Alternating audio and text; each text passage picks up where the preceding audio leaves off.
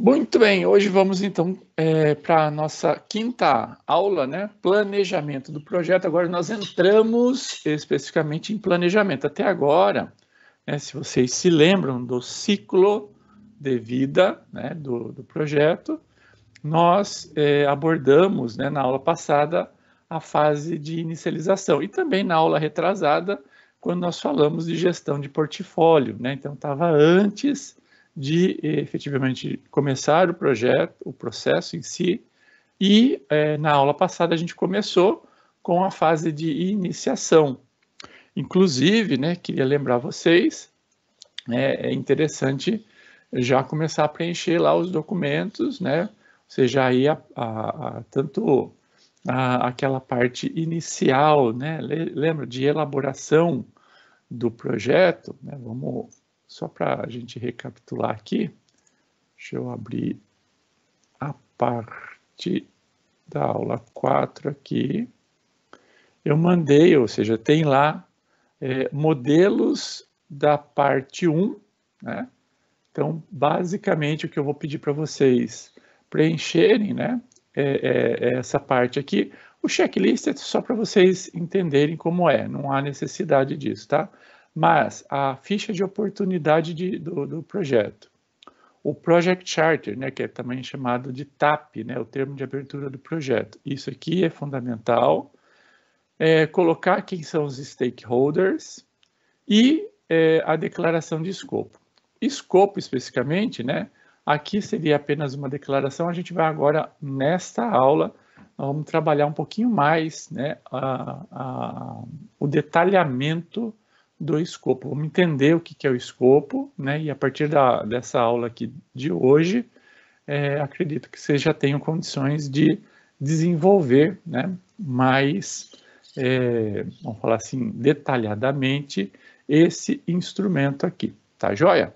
Então, basicamente, são esses 1, 2, 3, 4 documentos aqui que eu já peço para vocês irem desenvolvendo e, se possível, né, se vocês quiserem que eu auxilie vocês, aí vocês vão ter que me passar, aí eu já vou orientando e dando as dicas aí de se está correto, o que vocês teriam que fazer com mais profundidade e assim por diante, tá bom?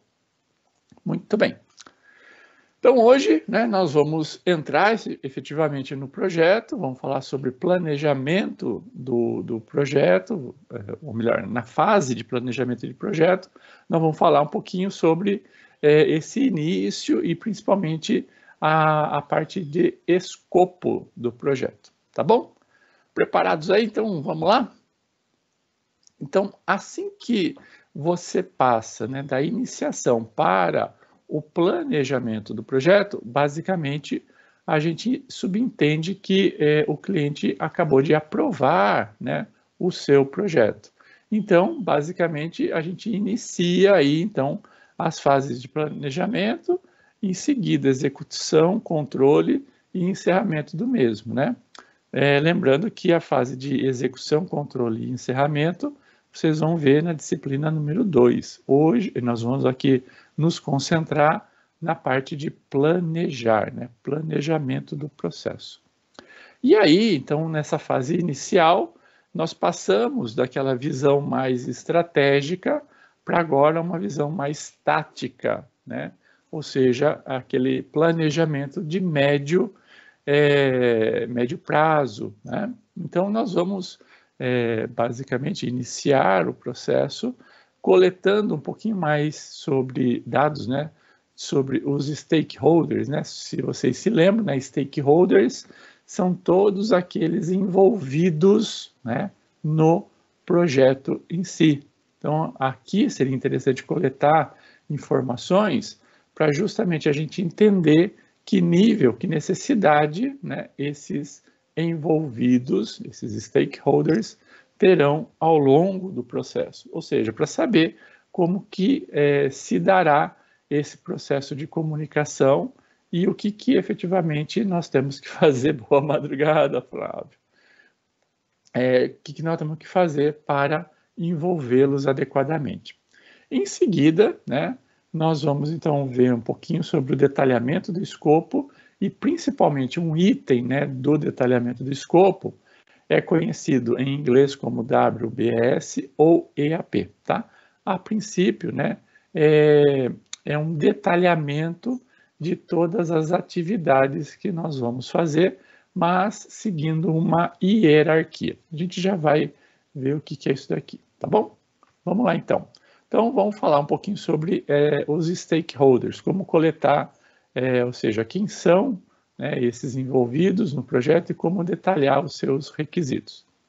Segundo o livro, né, oficial aí do PMI, né, o PMBOK, né, stakeholders, né, são pessoas e organizações. E organizações aqui, eu posso ter uma rede de terceirizados, clientes, pessoas que efetivamente estão envolvidas de uma forma geral. Michel, Thaís, bom dia. E que estejam, então, ativamente envolvidas, né, no projeto ou cujos interesses possam ser afetados de forma positiva ou negativa, né, pela execução ou término do projeto, né? Então, vejam que é interessante esse envolvidos positivo ou negativamente, porque o negativo não é de todo descartado, né? Porque possivelmente pode ser que um projeto venha a eliminar, por exemplo, uma área específica da empresa. Tem casos assim. Então, aquele grupo de pessoas vai ver, né? Ou outras também vão ver aquele projeto de forma não muito positiva. Então, vão fazer de tudo para que esse projeto não aconteça, né? Então, existem muitas forças, né? Muitos vetores aí que devem ser trabalhados, né? Elas podem também exercer uma influência sobre o projeto e suas entregas, né? Seja essa influência positiva ou negativa.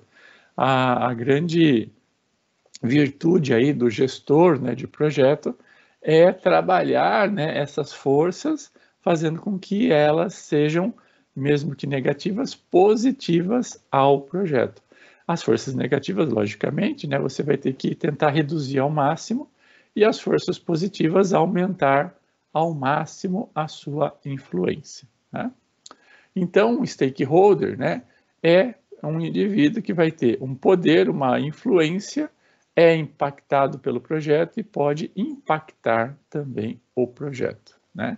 A gestão, basicamente, dos stakeholders vai implicar, né, no processo de comunicação e interação entre essas partes, para que eu consiga, né, de uma certa forma, atender todas essas necessidades, resolver todas as questões, os problemas que vão surgir e efetivamente minimizar as forças contrárias que geralmente surgem, né, ao longo do processo e conforme elas vão ocorrendo, conforme o desenvolvimento do processo, vocês vão então interagindo por meio, né, do processo de comunicação, tá? Que é uma das etapas que nós vamos ver aqui no planejamento. A gestão de stakeholders, né, segundo, né, o PMBOK, né, envolve aí basicamente 7 etapas. Obviamente, né, essas 7 etapas eu só estou descrevendo aqui para que vocês entendam o todo, né? Mas efetivamente a gente vai precisar fazer poucas, né? Basicamente a gente vai trabalhar essas 3 fases apenas aqui. Mas é importante que vocês entendam, né, que dependendo do nível, do grau, da quantidade, do porte da empresa, né, e do porte do projeto, eu tenho que detalhar mais e mais, né, essas atividades. O que nós vamos fazer basicamente é identificar essas partes envolvidas, analisar essa importância do ponto de vista de influência, né, positiva ou negativa, e efetivamente vamos escolher aí uma ação a ser implementada no sentido de, basicamente, no processo de comunicação, como que nós vamos comunicar ou basicamente envolvê-las, né, no desenvolvimento do projeto, tá? Partes como analisar a importância relativa dos stakeholders, analisar, né, os interesses favoráveis e contrários, definir ações positivas, analisar a importância relativa dos interesses a serem entendidos.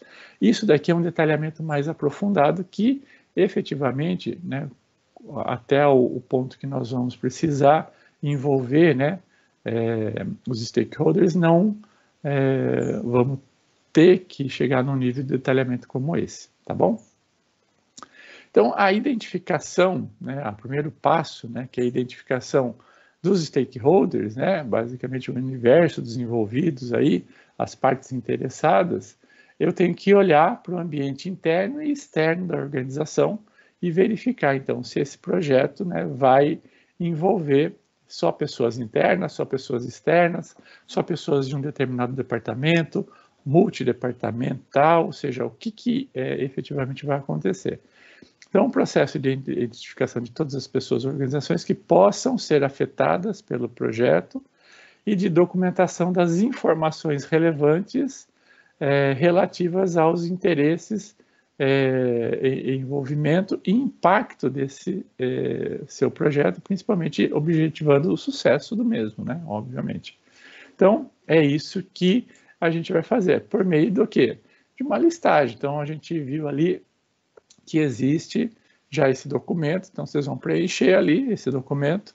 É simples, colocar o nome, a equipe, ou se ele faz parte de uma outra empresa, colocar a empresa, o cargo, o e-mail aqui. Aqui, basicamente, se vocês pensarem, né, os envolvidos aqui no processo, basicamente serei o professor Olavo, eventualmente um outro professor que vai auxiliá-los, né, no desenvolvimento. Se vocês estão desenvolvendo, ou seja, a FATEC, né, a direção como um todo também deve estar envolvida, porque lá na frente é ela que vai autorizar ou não o processo, né, de competição, por exemplo, né? Então, basicamente, não tem, acho que, muitas outras pessoas no caso específico do nosso projeto, né? Vamos fazer um vídeo aqui mostrando, então é um exemplo, né, de uma escola e, por exemplo, num projeto dentro de uma escola, ou seja, por exemplo, aumento de uma estrutura interna da escola, quantos envolvidos poderiam ter, tá? Não é o caso aqui nosso, né, porque a gente não teria tantos envolvidos assim, né? Aqui também, se vocês acharem interessante, né, a gente pode também envolver externos à empresa, por exemplo, para processos de comunicação, então meios de comunicação para depois divulgar o evento, né? Então, ou seja, aqui o céu é o limite, ou seja, os envolvidos aqui vai depender, então, por exemplo, de quão grande, né, vocês gostariam que fosse depois o evento de divulgação, né, da corrida em si, tá? Então, depois a gente vai trabalhando, então pode ser que aumente um pouquinho, diminua um pouquinho, né? Então, tentem planejar da melhor forma possível como que vocês estão vendo isso, tá joia? Então, vamos ver aqui um exemplo.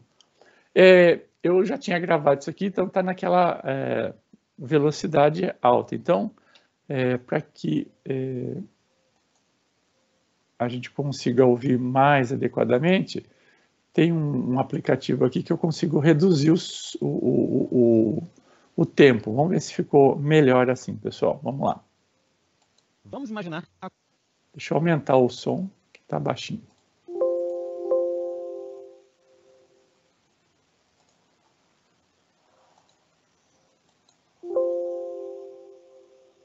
Deixa eu voltar aqui. Outro exemplo, vamos imaginar a construção de uma escola. Como partes interessadas, na construção da escola nós teremos a sociedade, o empregador, vizinhos, alunos, a família, as empresas, o próprio bairro, a própria comunidade e o patrocinador. Como outras partes interessadas, nós podemos ter comunidades ao redor, outras empresas, concorrentes, fornecedores de serviços e produtos, governo e, dependendo do empreendimento, nós teremos como partes interessadas, investidores, acionistas e sindicatos. Como uma dica para o exame PMP, lembre-se que as partes interessadas podem estar ativamente envolvidas no trabalho no projeto, ou assumir um papel mais consultivo. Por essa razão, todas as partes interessadas podem exercer influência positiva e negativa durante todo o ciclo de vida do projeto. Fique atento. Você consegue perceber que a maioria das partes interessadas desse projeto não está dentro da organização executora. Por esse motivo, as partes interessadas podem também ser externas à organização, incluindo o governo e empresas reguladoras. Tente se colocar no papel de gerente do projeto e responda as seguintes perguntas. Como você trata as principais partes interessadas no seu projeto? Você as envolve durante todo o ciclo de vida do projeto? Você as considera membros da equipe do projeto? Se não, essa é uma grande lacuna em seus conhecimentos. Por isso, segue mais uma dica para o exame PMP. Você, como gerente de projetos, deve tratar as partes interessadas como membros ou até assistentes da equipe. Agora ficou mais fácil, com certeza. Então tem essas dicas aí, né? Não só para o exame PMP, né? Mas também como um processo como um todo, né? Foi melhor, estava muito rápido, deu para entender, ficou melhor? Deu para entender, professor. Maravilha, ótimo. É que na aula passada parece que não estava tão audível, né? Então, beleza, muito bom. Então, vamos continuar lá. E aí, quando efetivamente, depois de detalhar, né, as informações de quem são os envolvidos, aí existe uma estratégia, né, para identificar o grau ou a importância, né, de influência desses envolvidos, né? Então, é uma matriz aqui de influência e apoio, né? Ou seja, que são fatores que vocês vão analisar. Então, tem aqui, basicamente, os envolvidos, né? Vamos falar assim. E aqui vocês vão identificando, primeiro, né, o poder de influência sobre o projeto e depois se eles podem ou não dar apoio. E vocês podem ter aqui uma outra, vamos falar assim, coluna, se eventualmente vocês identificarem que existe no projeto aí de vocês, que vamos falar assim, a influência efetivamente negativa, né? Na verdade, dá para detalhar aqui, né? Então, se você olhar aqui uma pessoa que vai ter uma influência negativa, né? Então, aí você pode identificar aqui como aqui, ó, tá vendo? Então, é um alto índice de influência negativa, tá vendo aqui, ó? Então, isso eu tenho que estar muito bem, né, antenado, né? Como, por exemplo, aqui no caso com o Felipe, com o Milton aqui, né? Para que efetivamente eles tenham um processo de comunicação bem efetivo, não fique nenhuma lacuna, porque qualquer lacuna que ficar, eles vão pegar isso aí para justamente contrapor, né, ou remar contra a maré aqui, contra o projeto.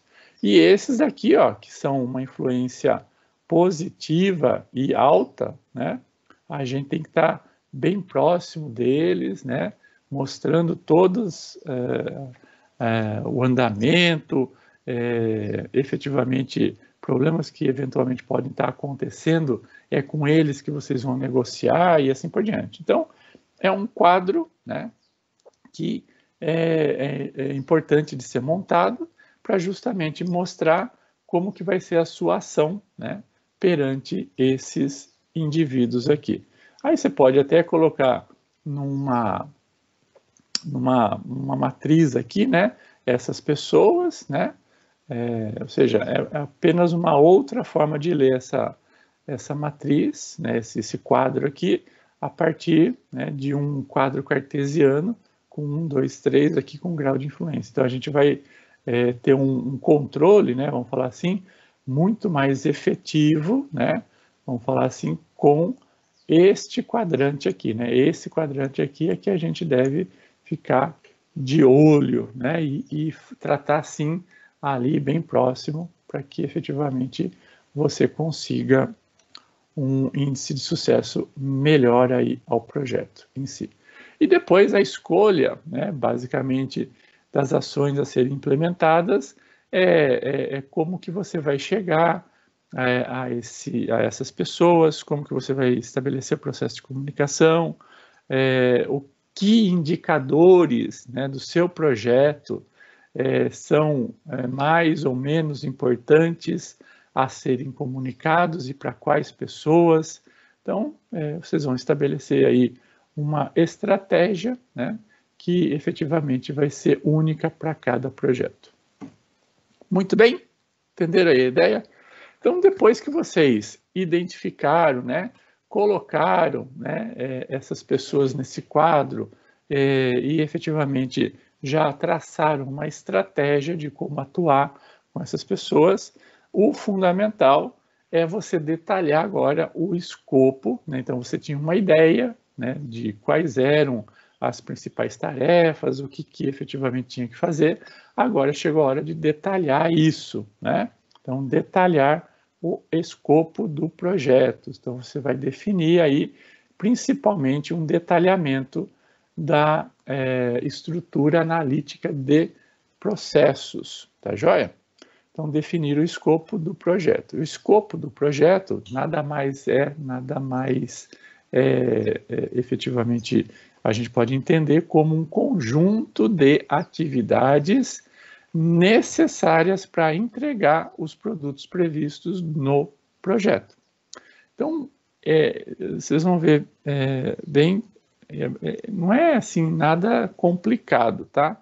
É que, efetivamente, a gente tem que seguir uma ordem hierárquica e dentro dessa ordem hierárquica a gente vai, então, detalhando, né, chegando às atividades especificamente. Vocês vão ver que depois, né, essas atividades, elas vão ser, então, planejadas em utilizando ou não, né, eu acho que é interessante utilizar uma ferramenta, né, nós vamos aqui utilizar o MS Project, né, para que a gente consiga daí trabalhar, né, por exemplo, algumas variáveis dessas tarefas, que são custo, tempo, né, recursos, né. Vocês vão ver bem que essas, vamos falar assim, variáveis, né, que cada tarefa tem, a gente vai conseguir trabalhar, né, em conjunto, visualmente e num esquema hierárquico bem definido. Nessas ferramentas, né? Então, o MS Project é uma das possíveis ferramentas que podemos utilizar. Beleza até aqui, pessoal? Então, vamos ver basicamente, então, o gerenciamento aí do escopo, ele vai garantir que o projeto vai incluir todo o trabalho a ser realizado, né, que é requerido para que você entregue aquele produto final. Então, no caso de vocês, qual é o produto final? É um carrinho, né, de seguidor de linha que efetivamente seja competitivo, né, ou seja, consiga andar ali sobre uma linha de maneira bem rápida, né, que possa competir com os demais concorrentes. Então, esse basicamente é o final. Legal, para se ter isso, né, lá no final do ano, o que é preciso fazer? Então, aí vocês vão detalhar toda a estrutura, né, de atividades necessárias, recursos também necessários que vocês vão precisar. Basicamente, isso é o detalhamento do escopo, tá joia? Vamos ver mais um vídeo e aí eu vou lá descartar para a gente rodar aqui.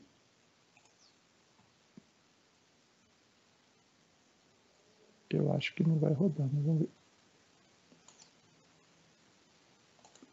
Abrir com mídia. Deu. O processo. Definir o escopo do grupo de processo de... Espera aí. Deixa eu reduzir agora.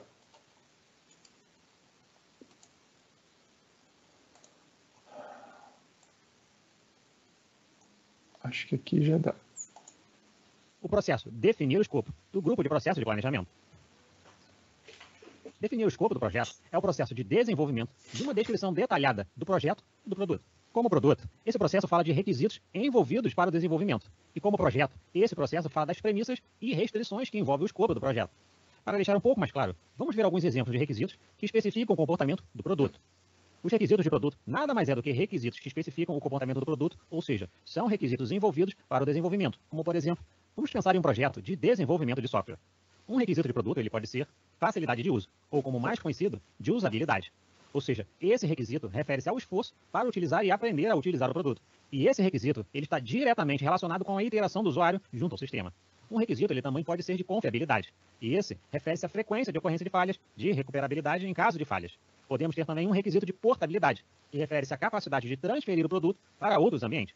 Podemos ter também requisitos de padrões, que pode ser uma linguagem de programação, normas internas, contratuais e legais e regulamentos. Perceba que a própria definição do escopo deixa bem claro. Definir o escopo é o processo de desenvolvimento de uma descrição detalhada do produto e do projeto. Logo, como gerente de projetos, você deve entender que os requisitos devem ser os mais claros possíveis. E não podemos esquecer que definir o escopo ele é de extrema importância. E como gerente de projetos, você, ao realizar o planejamento e definir o escopo do projeto, você deve deixar bem claro e explícito o que está dentro e fora do escopo do projeto. Quando você estiver planejando um projeto, você deve sempre pensar no ciclo de vida, pois como gerente de projetos, você vai fazer um esforço do início ao fim, pois você já sabe até aqui o planejamento ele é iterativo. Vamos a um exemplo. Imagina que você está gerenciando um projeto, quando o seu chefe pede para você incluir um item muito importante. Veja o ciclo de vida, que esse trabalho não planejado, ele representa um esforço de tempo, custo e recurso, que inicialmente não foi planejado e que poderá impactar no projeto e no seu próprio resultado.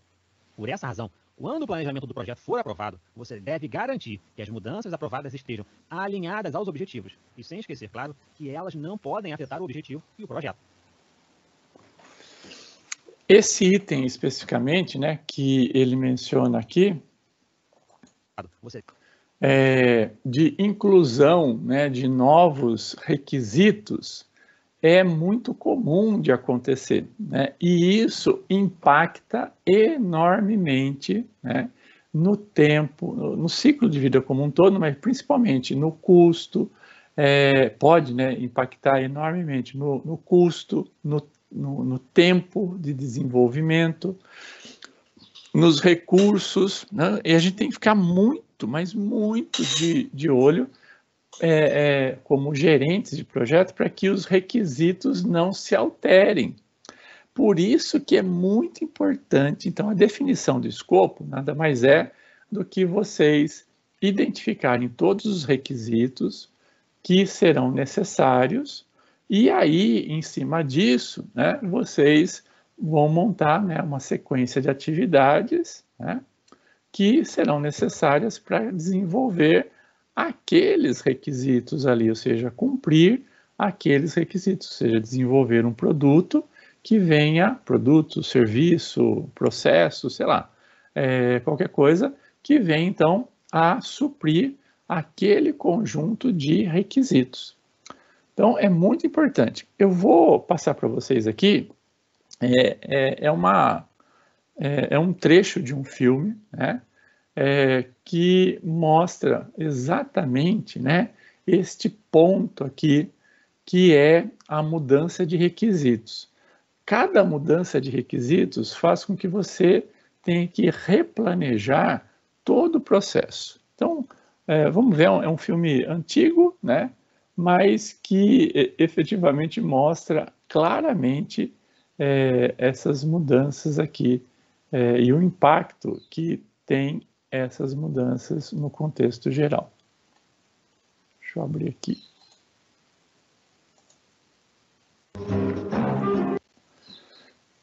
Vocês estão ouvindo bem, pessoal? O som aí, tá tudo bem?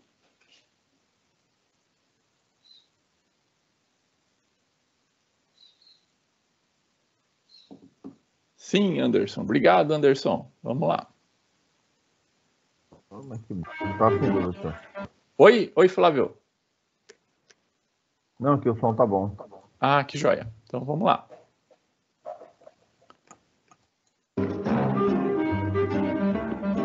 Cavalheiros, nossa missão era desenhar e implementar um veículo de transporte de infantaria que fosse um substituto valioso ao transportador de pessoal M-113 blindado. Nós alcançamos esse objetivo, entre outros. O transporte blindado de pessoal Bradley trará tropas para a zona de combate de forma veloz, eficiente e em segurança. Ele comporta 11 homens, mais um motorista e apresenta um canhão de 20 milímetros que dará poder ampliado e, ao mesmo tempo, flexibilidade. Velocidade com a pouca blindagem e engenharia sólida. Nossas tropas chegarão no campo de batalha no melhor que a tecnologia americana tem a oferecer. E há 1,5 milhão cada. Uma maravilha. É incrível. Aprovado. Sabe o que é? Ele foi projetado para ser um grande táxi, levando gente para o campo de batalha e depois de volta para casa. Eu queria saber como. Ele acabou com uma torre de tiro em cima.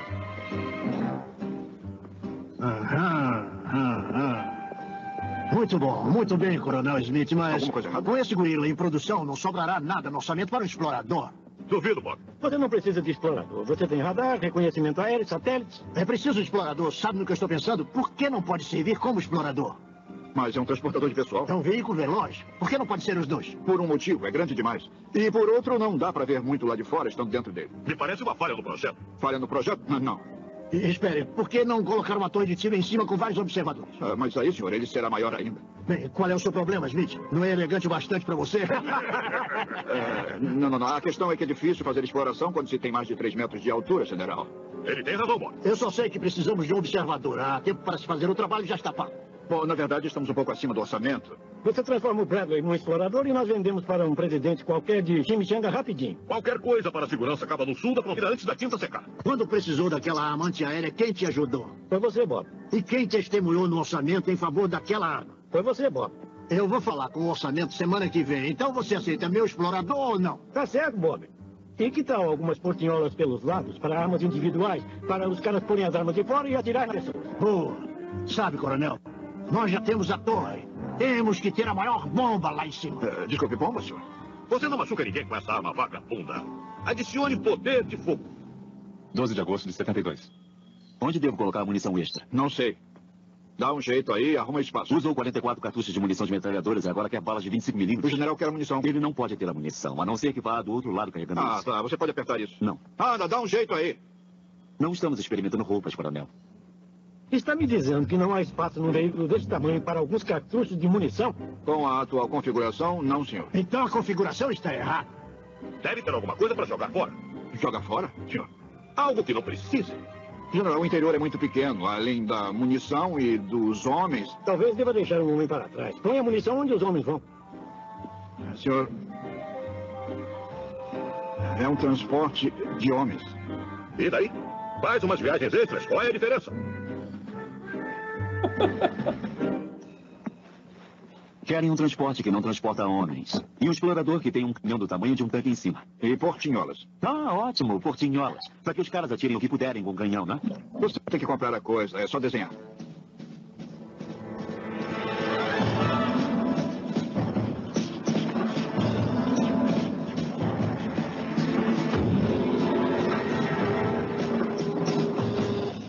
É só uma droga de canhão. Esse é o problema. Por quê? Você vai para o campo de batalha e o inimigo vai descarregar tudo que tem em você. É melhor pintar um alvo vermelho do lado dele. Mas é um transporte de tropas, não um tanque. Quer uma placa nele, 50 línguas? Eu sou um transporte de tropas, não um tanque. Por favor, não atire em mim.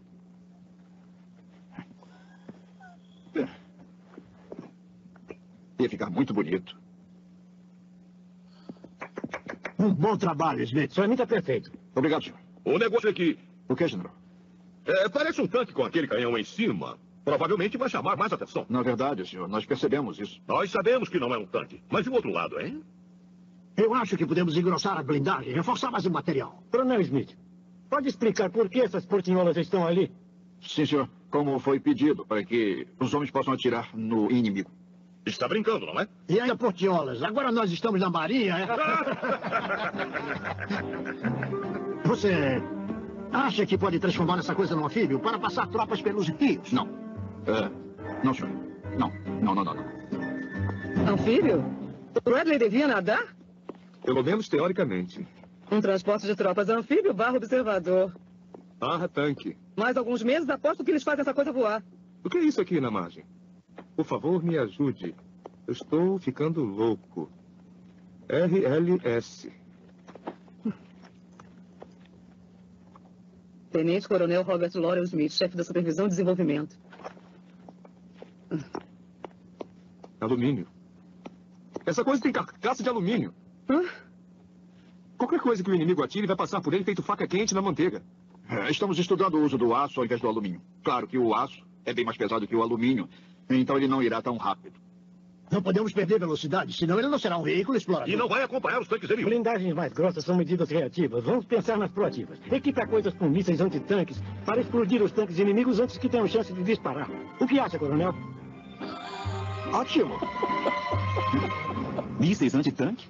Eu não sei. Onde? Só se os homens usarem os mísseis como chapéus. Eu não sei, Jones. É para isso que você ganha uma grana boa. Coronel, não há espaço. Não estamos falando... De roupas, eu sei, eu sei! Meu Deus do céu! Nós estamos falando de 11 anos sem nada para mostrar. A não ser uma úlcera do tamanho do Distrito de Colômbia e uma carreira que está mais do que pendurada. Ora, eu já sou militar há tanto tempo que já estou quase enlouquecendo. Se você tiver que desenhar chapéus para levar esses mísseis, então desenhe.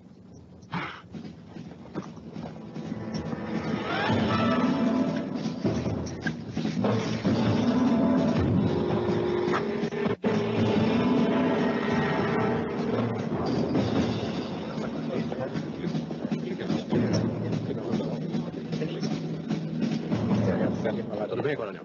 Sei. Queremos tentar... Atenção, senhores. Podem me dar atenção, por favor? Gostaria que se sentassem. Obrigado. Nós temos o prazer de apresentar um modelo novo do veículo de combate Bradley.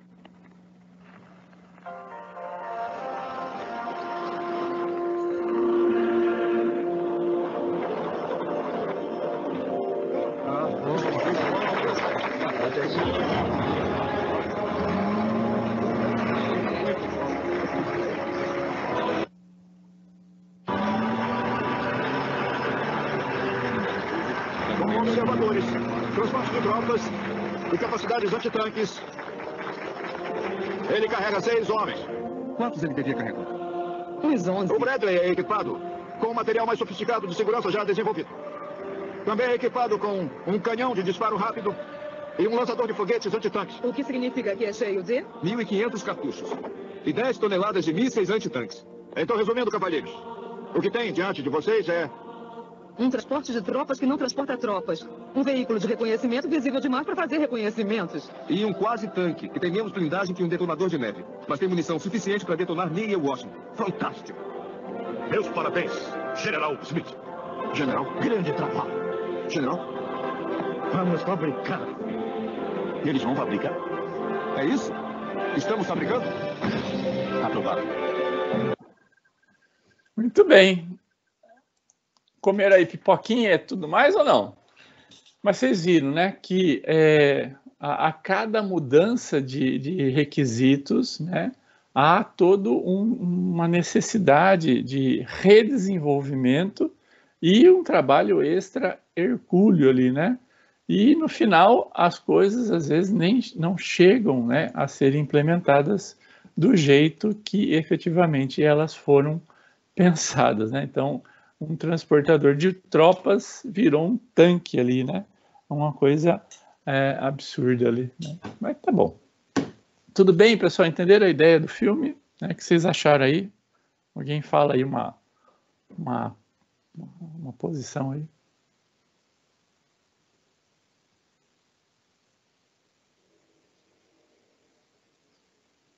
Vocês não dormiram com o filme, não, né?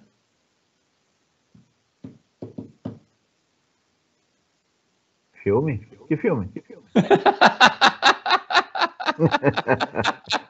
Porra, Flávio! Essa foi para fechar quase a aula. Eu devia ter deixado o filme por último, então. Mas beleza. Mas entenderam a ideia aí? Sim. Maravilha. Isso que é importante. Muito bem. Então, essa definição aí, basicamente, do escopo, né, que deve ser, então, construída em equipe, né, principalmente envolvendo toda a equipe, e aí é onde vocês também vão envolver os stakeholders, né? Lembra da ideia? Os stakeholders, eles devem fazer parte integrante da equipe. mesmo que apenas por meio de comunicação, né, você sempre tem que estar lá, principalmente com um grau de influência alto, né?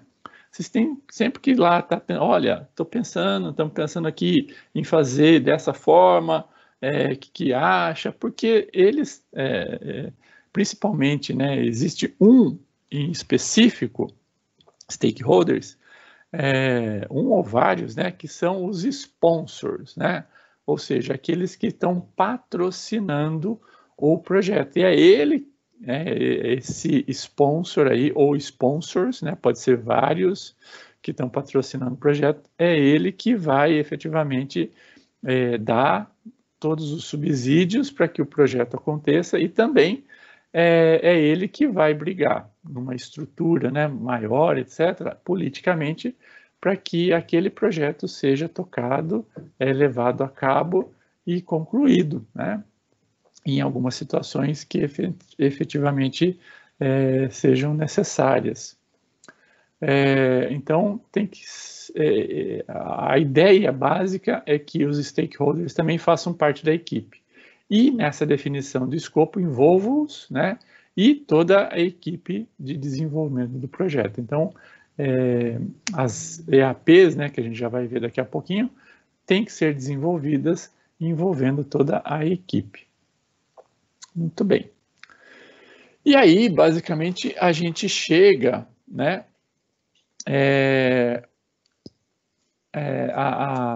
a EAP. Então, como vocês podem verificar, né, a EAP, ela nada mais, nada menos do que uma estrutura hierárquica, né? Então, ela tem uma hierarquia. Então, aqui eu tenho o macro, né? Esse macro, eu detalho, por exemplo, aqui no caso eu estou detalhando em 5 fases, né? 5 grandes etapas.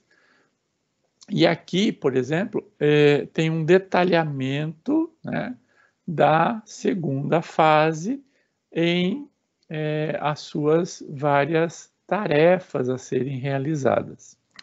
Então, é muito importante, né, que vocês entendam que essa parte final aqui, ou seja, até onde eu vou chegar, né? Ou seja, até onde eu vou detalhar a minha estrutura, né, de processos aqui, né?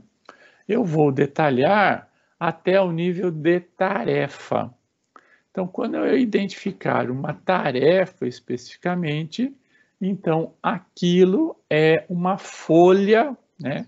Então, se a gente pegar essa estrutura hierárquica aqui, ó, a gente virar ela de ponta cabeça, é como se fosse uma árvore, né?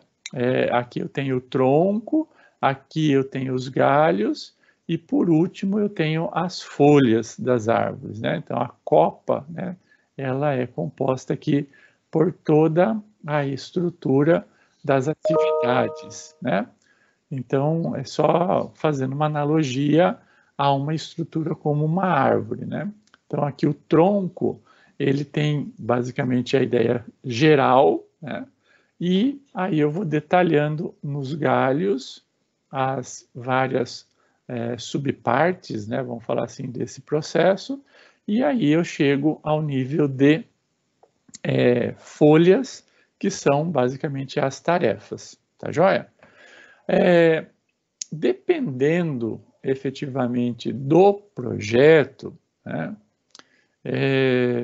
eu vou trabalhar essas tarefas aqui, ó, em um nível de detalhamento até basicamente umas 4 horas, ou seja, atividades que envolvam de 2 a 4 horas, assim, o PMP, né,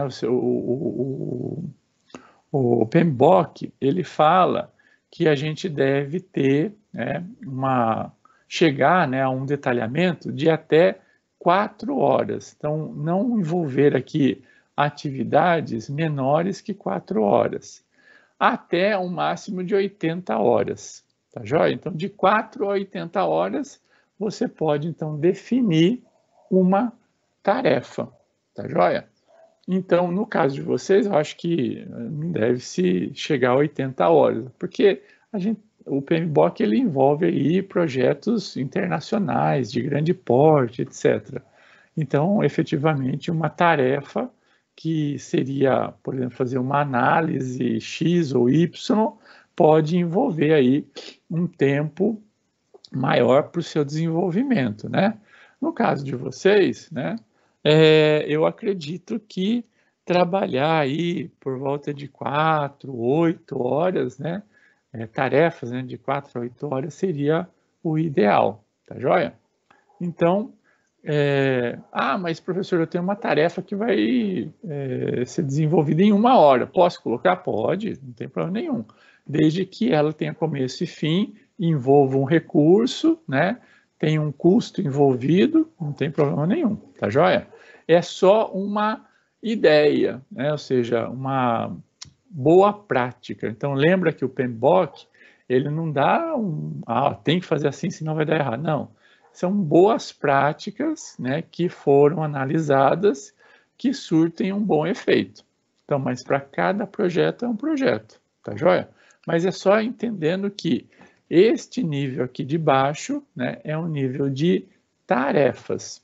E como toda tarefa, né, ela tem então aqui, ó, um nome, e geralmente uma tarefa envolve ação, concordam que tarefa envolve ação? Se envolve ação, então comece, né, a descrever essa tarefa com um verbo no infinitivo. Então, aqui, ó, capacitar equipe interna em swim lanes. Nem faço ideia do que significa swim lanes, né? Mas teria que capacitar a equipe nesse negócio aqui, né? Ou seja, é uma ação que vai ser desenvolvida. Olha só outra aqui, ó. Desenvolver a estrutura da dinâmica, né? Então, isso daqui, ó, envolve um dia de tarefa, não tem nada ainda que foi desenvolvido, ela deve começar no dia 14/4 e terminar no dia 14/4, tá joia? Então é assim que eu vou identificando, né? E por trás aqui eu posso ter também um recurso envolvido, depois a gente vai ver no planejamento, no project, né? Eu posso envolver aqui um ou mais recursos aqui no desenvolvimento. Vejam que aqui o tempo é de um dia, né? Então eu tenho um tempo envolvido aqui para o desenvolvimento. Consequentemente, né, tendo um tempo e tendo também recursos envolvidos, eu vou ter também custos, né, basicamente envolvidos aqui no processo. E é basicamente assim que a gente vai montando toda a nossa estrutura de custo. Tá joia? Então, lembrando aqui, ó, recordando, o nível 0, eu tenho lá uma definição geral do que efetivamente vai ser feito. Na sua grande maioria é o nome do projeto. No nível 1, que é esse nível aqui de baixo, ó, as fases que estabelecem geralmente o ciclo de vida do projeto, quando eu tenho um grande projeto, né? Ou basicamente as etapas de desenvolvimento aí do projeto em si, né? E depois, no nível 2, né, eu posso ter mais do que 3 níveis? Pode, né? Dependendo da complexidade do seu projeto, pode ter mais, com certeza. Mas a gente entende que 3 níveis, né, já são suficientes para ter aí projetos de pequeno e médio porte tranquilamente, tá? E aí, então, ó, o nível mais básico da estrutura analítica de processos são as tarefas. Lembrando que toda tarefa tem um nome, um código, um tempo para desenvolvimento, uma data de início e término. Então, é importante também a gente ter essa codificação aqui. E essa codificação, né, pode ser efetivamente interna aí de vocês, ou seja, vocês podem trabalhar com isso. E vejam só como ela é utilizada. Então, eu começo no 1 aqui, ó. Aí, ó, 1, 1, 2, 1, 3, 1, 4, 1, 5, tá vendo? Então, dá uma estruturada aqui e uma hierarquizada interessante. E aí, ó, o detalhamento, por exemplo, aqui, ó, da 1, 2, vai ser, ó, 1, 2, 1, 1, 2, 2, 1, 2, 3. Então, me dá também uma ordem. Se eu mudar essa estrutura hierárquica aqui para um conjunto de tópicos, a gente vai entender também da mesma forma, né? Trabalhando com esses números aqui, a gente vai saber entender essa hierarquia de uma outra forma. Tudo bem até aqui, pessoal? Em termos de estrutura? Beleza, professor. Joia. Vamos agora ver um videozinho aqui que ele detalha um pouquinho, fala novamente alguns detalhes aqui sobre a EAP. Eu vou fazer da mesma forma, reduzindo o tempo aqui.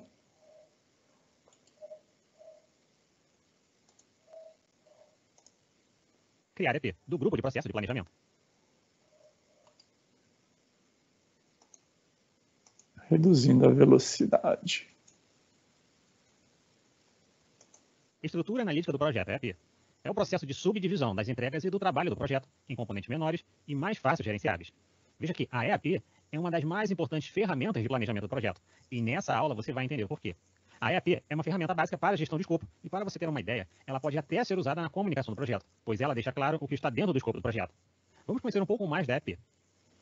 Como você pode ver, a EAP é como se fosse um organograma de todo o projeto. E nela nós podemos encontrar projeto, fases, pacotes de trabalho. Mas, preste atenção, essa não é a única forma de representar uma EAP.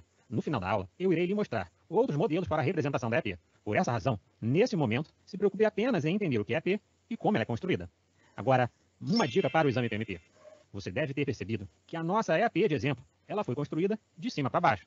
Ou seja, é uma abordagem descendente top-down do inglês. E esse processo é chamado de decomposição. São duas questões do exame, saber essa abordagem descendente, top-down e decomposição. Você deve saber também que essa não é a única abordagem para a construção da EAP. Para o exame PMP e KPM, existe também a abordagem ascendente, ou bottom-up, ou seja, de baixo para cima. Agora, então, quando vocês estão desenvolvendo, né, basicamente o escopo do seu projeto, né, e ali identificando todas as tarefas, né, a serem realizadas, vocês então podem fazer, dependendo da complexidade, né, a decomposição ela é a mais usual, né, é a mais utilizada. Mas também, né, quando você sabe o que deve ser feito, as tarefas, uma elencada da outra, você pode então começar das tarefas e aí partir de baixo para cima, estruturando essas diversas tarefas, né, numa estrutura hierárquica. O mais comum, o mais encontrado é a decomposição, tá? E também existem modelos mistos, né, onde eu tenho a decomposição, as tarefas e as coisas vão se juntando, né? Então, a forma de montagem aí vai ser de cada grupo, de cada projeto, né? E de cada especialista. Então, se vocês conhecem bem a área de atuação, vocês conseguem montar de baixo para cima ou de cima para baixo, né? Tanto faz, né? Esse processo aí. Em não sabendo tanto, geralmente se utiliza a decomposição descendente, né? E aqui, acho que ele errou aqui, na verdade, de baixo para cima é composição, né? E não decomposição, tá? É compor e aqui é decompor, tá bom? Mais uma dica para o exame PMP.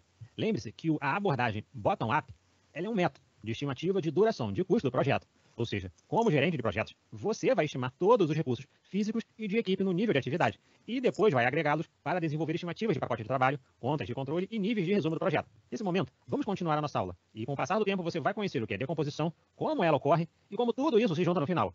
E também você vai conhecer o que são pacotes de trabalho, atividades e a partir daí as estimativas e tudo isso vai começar a fazer sentido. A decomposição ela é uma subdivisão dos níveis mais altos da EAP, e essa subdivisão representa o trabalho para cada uma das entregas ou subcomponentes.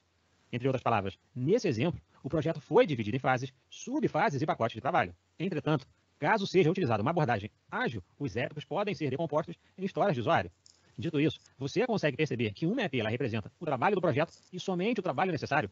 Ou seja, todo o trabalho que o projeto precisa fazer é representado na EAP. E esse trabalho, obrigatoriamente, precisa estar contido dentro dos pacotes de trabalho. Em outras palavras, o pacote de trabalho, ele vai conter todas as atividades necessárias a serem executadas naquele pacote de trabalho. Por isso, cada pacote de trabalho contém grupos de atividades e esse pacote representa o trabalho necessário do projeto. Se você ficou um pouco confuso, eu acho que ficou, vamos ver os detalhes e como isso funciona. Até aqui você já sabe que os pacotes de trabalho é o nível mais baixo da EAP, e isso pode ser observado na ilustração da EAP. Ou seja, as caixinhas em azul, elas representam os pacotes de trabalho. Nós chamamos o pacote de trabalho de atividades, né? Então, aqui ele está chamando de pacote de trabalho, que na verdade é uma atividade. Então, são essa parte azul, que são as folhas dessa árvore aqui, basicamente hierárquica, que foi montada. E por padrão, os pacotes de trabalho possuem custo associado, duração, critérios de aceitação e atividades que devem ser documentadas no dicionário da EAP. Com a própria definição, a EAP ela representa uma divisão das entregas. Então, cada pacote de trabalho representa uma entrega ou entregas do projeto. Por isso, um pacote de trabalho pode conter dezenas de atividades. Porém, como uma dica para o exame PMP e KPM, a subdivisão da EAP vai somente até os pacotes de trabalho. Tomou nota? Depois de tudo isso que eu falei, você consegue visualizar algum motivo do porquê a subdivisão só vai até os pacotes de trabalho? Se não, vem comigo. A EAP ela é usada como forma de comunicação, isso eu já falei, durante a vida do projeto, com o patrocinador e outras partes interessadas, que normalmente não estão interessadas em acompanhar em nível de detalhe maior do que o das entregas, ou seja, dos pacotes de trabalho. Mas no mundo real, isso pode ser um pouco diferente. Talvez em seus projetos, você já deve ter percebido que às vezes se faz necessário destacar uma entrega ou entregas que são resultados das atividades em seus projetos. Ou seja, indo além dos pacotes de trabalho e apresentando esse resultado, podendo ser uma atividade ou o resultado de uma atividade que venha satisfazer uma parte interessada. Como, por exemplo, veja a figura da EAP, indo até a atividade. Mas não se preocupe, isso é mais comum do que se pensa. Após toda essa explicação, você consegue perceber o principal benefício desse processo? Esse processo de criar a EAP fornece uma visão organizada, detalhada e estruturada do que deve ser entregue no projeto. Em outras palavras, a EAP organiza e define o escopo total do projeto e representa o trabalho especificado na atual declaração do escopo do projeto que foi aprovada. Agora, fica uma pergunta. Se a EAP contém pacotes de trabalho, qual a duração ideal de um pacote de trabalho? Bem, existe uma regra que você deve aplicar para o exame PMP e KPM, que diz o seguinte: 4 ou 40, 8 ou 80 horas. Ou seja, um pacote de trabalho não pode ser menor que 4 horas ou maior que 80 horas, entendeu? Agora que você conheceu a regra, vamos ver a saída desse processo. Como saída, nós temos a linha de base do escopo, que nada mais é do que a versão aprovada da especificação do escopo, da estrutura analítica do projeto e do respectivo dicionário da EAP, e que só pode ser mudada através de procedimentos de controle formais. E ela é usada como base para comparação do desempenho do projeto, conforme falado no processo de planejar o gerenciamento do escopo.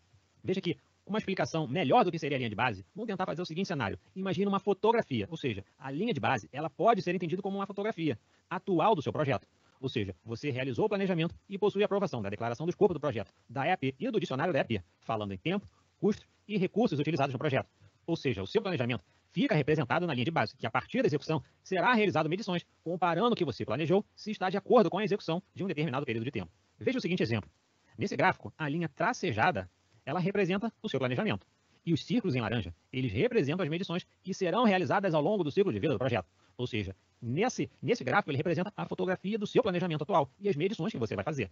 Agora, veja a linha tracejada vermelha. Ela representa a execução do projeto. E quando a linha vermelha está abaixo da linha azul, ou seja, do planejamento, ela representa que o projeto está adiantado. E quando a linha passa acima da linha azul, o projeto está atrasado. Essa é uma de muitas formas de apresentar o andamento do projeto ao longo do tempo. Esse gráfico ele é conhecido como burn down. Nesse momento, eu peço que você não se preocupe com as formas de medição, pois quando falarmos em gerenciamento de custo do projeto, nós vamos conhecer o que é Earned Value Management, ou gerenciamento do valor agregado. E aí tudo isso vai fazer mais sentido. Beleza, pessoal? Entenderam a ideia? Ela é uma EAP por pacote de trabalho. Mas lembre-se que existem mais... Até aqui tudo bem? Alguma dúvida? Tranquilo, professor. Tranquilo? Então aqui agora ele vai mostrar, ó, esse daqui é por pacote de trabalho, né? Ou seja, uma EAP dividida como a gente já conhece. Aí ele vai mostrar outros, acho que 2 tipos aqui. Uma forma de organizar a EAP. Nessa EAP, nós podemos identificar fases, subfases e pacotes de trabalho, e cada um com seu identificador. Podemos, como por exemplo, imaginar que esse projeto, dessa EAP, ele será desenvolvido através de ondas sucessivas, para o melhor aproveitamento dos recursos do projeto. Vamos imaginar um exemplo. Esse projeto sendo desenvolvido em ondas sucessivas para o melhor aproveitamento dos recursos do projeto. Antes de entrarmos no desenvolvimento dos padrões, no item 1.2, veja o exemplo. Se você comparar a EAP, a nossa EAP desse projeto, com a EAP de ondas sucessivas, elas são idênticas, ok? Vamos ver a próxima EAP. Agora, essa é uma EAP organizada por fases. A próxima EP e organizada por entregas. Muito bem. Tudo bem? Entenderam a ideia ali? São abordagens, são formas de ver, então a gente poderia fazer uma listagem apenas, né, estabelecendo ali com os indicadores, com aquela numeração, né, especificamente a indicação da hierarquia e a composição da mesma, tá? Então as formas são as mais variadas possíveis aí de estruturação. Os pacotes de trabalho já foram falados, né? Deixa eu ver aqui.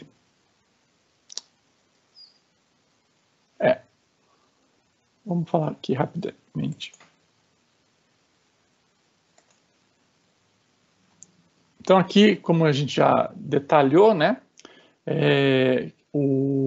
A importância da gente colocar as tarefas, numerar. E aí, né, eventualmente, dependendo da complexidade do projeto, nós vamos ter que montar um anexo, né, à estrutura gráfica, conhecida como EAP. A gente tem que montar algo ao lado, né, dela, seja anexo a ela, conhecido como dicionário da EAP. O dicionário da EAP vai servir como basicamente como o próprio nome diz, né, o dicionário ele tem a definição, né, dá a definição. Então a gente vai definir para cada uma, né, das, seja tarefas, as etapas, as subetapas e as tarefas especificamente, ou seja, os pacotes de trabalho ali, o que efetivamente vai ser feito, quais são, né, a gente vai ver na próxima aula, os requisitos de qualidade, né, que são muito importantes, porque imagina só, você está aqui detalhando, né, que você deve desenvolver ou, sei lá, fazer, entregar um determinado recurso, produto, sei lá, instrumento, sei lá, alguma coisa assim. Ao desenvolver isso, você deve, então, mensurar ali um nível, né, de qualidade de entrega. Então, você, né, vai, como gerente de projeto, eu estou falando, né, vai identificar que aquela tarefa foi efetivamente realizada, ou seja, aquele pacote de trabalho foi efetivamente realizado mediante a um padrão de qualidade, mediante a um requisito de qualidade, né? Você só vai efetivamente entender que aquilo foi desenvolvido se esses requisitos forem cumpridos, né?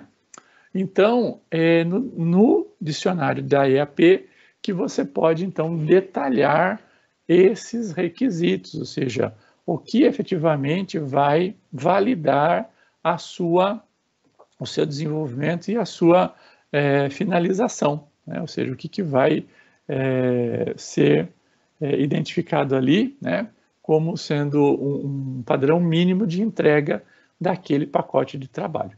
Beleza, pessoal? Entenderam aqui a ideia? O que é o dicionário de dados, ou seja, além desse detalhamento, né, outros que se façam necessários, para que não haja, né, problema no processo de comunicação.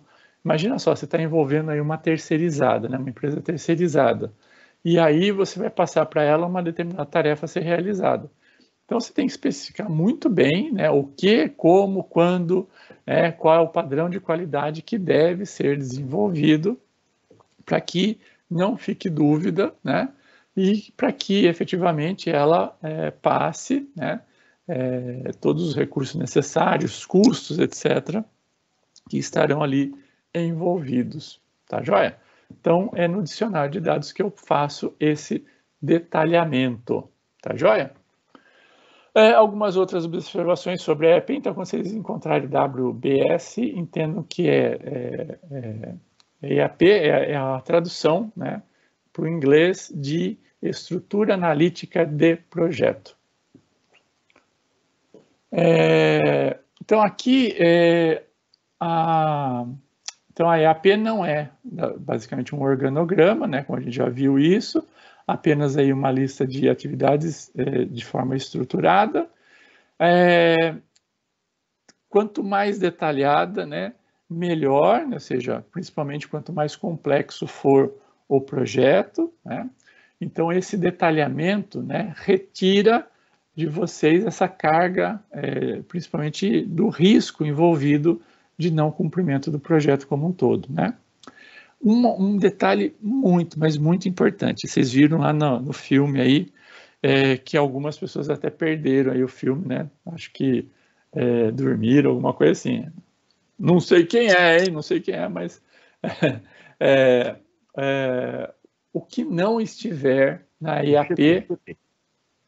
Cochilou só, tá bom. O que não estiver na EAP, ela foge do escopo do projeto. E se foge do escopo do projeto, não deve ser desenvolvido. Olha só, que interessante. Então, não façam coisas que não estejam no escopo do projeto.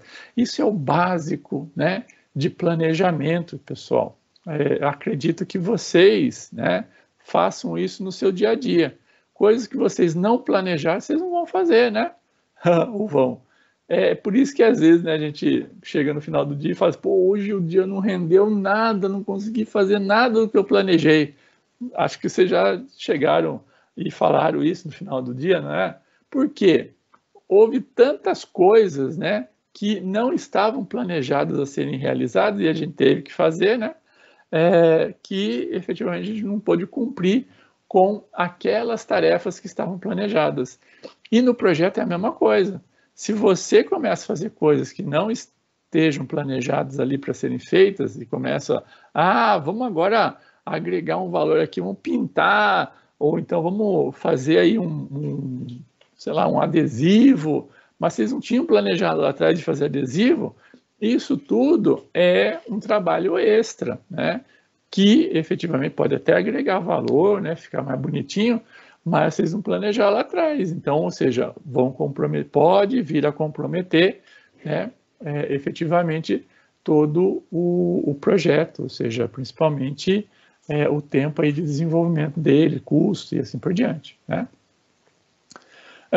A WBS, ou seja, a EAP, né, essa estrutura aí, ela não precisa ser simétrica, no sentido de assim, tem que ficar bonitinho, organizadinho ali, não, de forma alguma.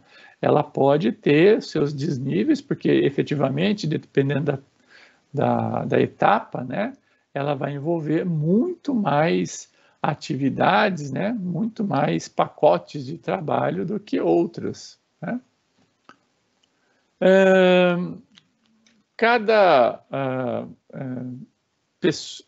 Principalmente empresas terceirizadas que vocês envolverem, né, é muito importante que vocês façam ali um contrato com essa empresa e estabeleçam nesse contrato, basicamente, toda a declaração de trabalho a ser realizada, né, bem detalhadamente, para que efetivamente vocês minimizem ao máximo aí o risco, né, do projeto como um todo. Existe alterações no escopo, na EAP? Lógico que existe, né? No dia a dia a gente vê isso acontecer toda hora, todo momento, né?